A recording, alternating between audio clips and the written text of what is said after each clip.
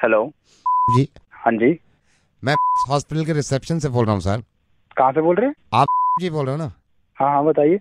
आपकी दीदी यहाँ पे अभी आई थी हॉस्पिटल। हाँ।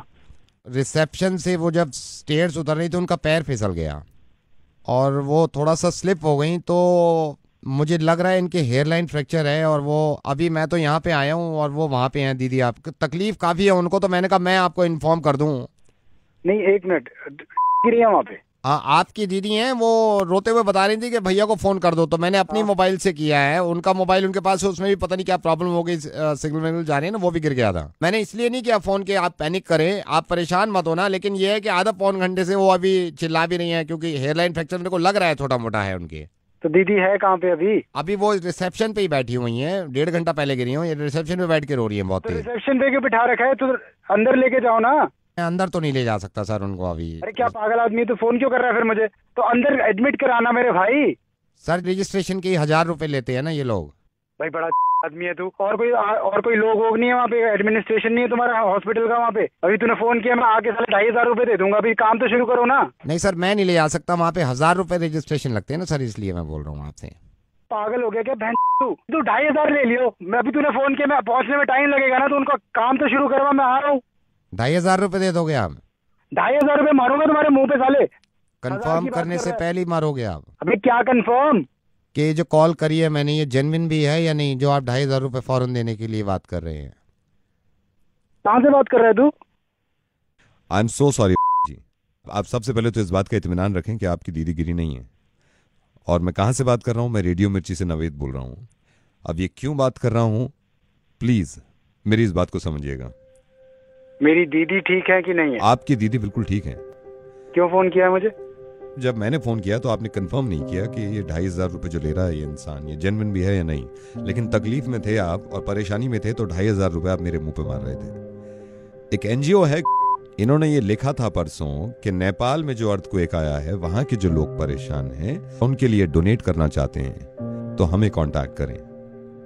और आपने नीचे कमेंट में ये लिख दिया कि ये सब झूठ है, इस तरह के धंधे बंद करो, मुझे मालूम है सारे पैसे कहाँ जाते हैं। आपने कमेंट में ये तक भी लिख दिया, ये मेरा नंबर है, मुझसे पैसे निकलवा सकते हो तो निकलवा के देखो। मुझे मालूम है कि ये की जिम्मेदारी नहीं है कि वो नेपाल के लोगों की मदद करे, क्योंकि वो एक इंसान है, तो ये एक इंसान की जिम्मेदारी है कि वो नेपाल के लोगों की मदद करे जो लोग अर्थक्वेक में परेशान हैं, जो लोग अर्थक्वेक में खत्म हो गए हैं, जिनके परिवार बिछड़े हुए हैं, उनकी मदद करे। ये जरा सोचिए तो सही, आप तो दिल्ली में ही थे जब ये अर्थक्वेक आया है। जिस वक्त ये झटके लग रहे थे ना हमें, उस वक्त रूह कांप गई थी लोगों की कि अगर खुदा ना खास्ता कुछ ज्यादा हो गया तो क्या होगा। ये हम सबको मालूम है कि हम नेचर से, कुदरत से लड़ नहीं सकते। ये किसी के हाथ में नहीं था अर्थक्वेक रोकना, लेकिन हम सबके हाथ में है उन लोगों की मदद करना, चाहे वो दुनिया में कहीं भी हों, जो इस हादसे का शिकार हैं, जिनको मदद की जरूरत है। ये मैंने पता किया है नेपाल फोन करके, वहां पे बहुत सारे छोटे बच्चे ऐसे हैं जिनके माँ बाप मलबे में दब गए हैं और मर गए हैं। आपको मालूम है वो बच्चे अपने माँ बाप तक को याद नहीं कर रहे, क्योंकि भूख लग रही है उनको, क्योंकि खाना खाना है उनको, क्योंकि चोट लगी हुई है उनको। मुझे मालूम है कि आपने कोई बुरा काम नहीं किया, ये इंसान की मर्जी होती है कि वो किसी की मदद करे या ना करे।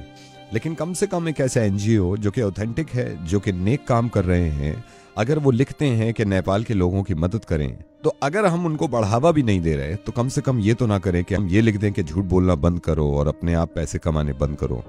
एक बात सोचिए जरा, जब अर्थक्वेक आता है या ऐसी कोई परेशानी होती है, तो मेरे हिसाब से सबसे करीबी जो है एक दूसरे की मदद करने के लिए वो पड़ोसी होता है। आपके फ्लैट के बराबर वाले भाग के आ जाते हैं कि आप ठीक ठाक हैं या नहीं। तो ये भी पड़ोसी है नेपाल, और जरूरी नहीं है कि पड़ोसी हो, दुनिया में कहीं भी इंसान अगर परेशान हो तो हमें मालूम है कि हमें मदद करनी चाहिए, और आप करते हैं।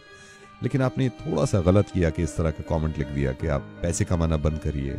हो सकता है दुनिया में इस तरह के लोग हों जो इनके नामों पर पैसा कमाना चाहते हैं और खाना चाहते हैं, तो उनके आमाल उनके साथ हैं और उनका जवाब इस चीज का देना होगा।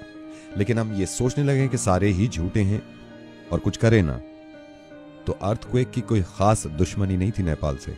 वो दिल्ली में भी आ सकता है, हिंदुस्तान में भी आ सकता है, दुनिया में किसी भी जगह आ सकता है। फिर हम ऐसे ही मोहताज होंगे खुदा न खास्ता मदद के, और अगर वो इसी तरह इग्नोर कर दें तो बहुत तकलीफ होगी हमें और हमारे बच्चों को। जरा इस बात को सोचिए कि एक हेयरलाइन फ्रैक्चर से कितनी तकलीफ होती होगी किसी को, जिसकी वजह से आप इतने परेशान हो गए। अर्थक्वेक में किसी का दब जाना और मर जाना, इससे ज्यादा तकलीफ की बात हो नहीं सकती उनके लिए जिनके घर वाले बच गए हैं और वो देख रहे हैं कि लोग कैसे मर रहे हैं। I am sorry Naved. अब मैं आपसे मदद चाहता हूं, आप डोनेशन की शुरुआत ऐसे करें कि इस चीज को इतना फॉरवर्ड करिए कि किसी के जहन में अगर नहीं भी है उनकी मदद करना, डोनेट करना, तो वो मजबूर हो जाए और उसको एहसास हो कि लोग परेशान हैं। प्लीज इसको शेयर करिएगा। खुश रहिए, हिफाजत से रहिए और दुआ करिए इस वक्त नेपाल के लोगों के लिए।